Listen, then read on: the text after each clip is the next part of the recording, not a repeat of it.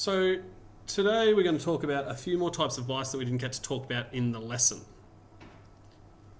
The first one is selection bias. So selection bias is when certain people or certain individuals are more likely to be selected than others. So if you, for example, make it an optional survey, then the only people who are going to respond are the people who feel really strongly one way or the other, and you won't get a good idea of how many people don't really care about it.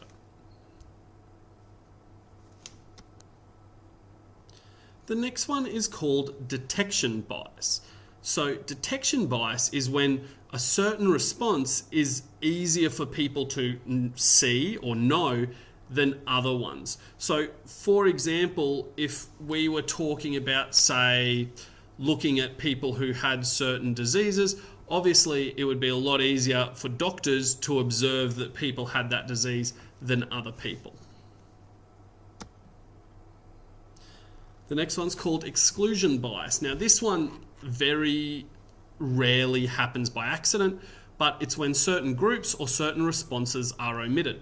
So for example, in the current same-sex marriage survey, if you omitted the responses from, say, the Christian group, that would probably be taking away a lot of no votes, or if you omitted the votes of people who were in same-sex relationships, that would probably be taking away a lot of yes votes.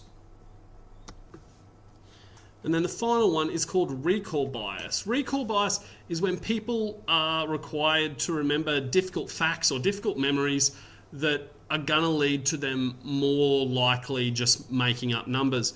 So, for example, if you were required to tell me what marks you got for certain subjects in year 5, you're probably not going to remember the specific marks for each subject, so you're probably just going to have a bit of a guess.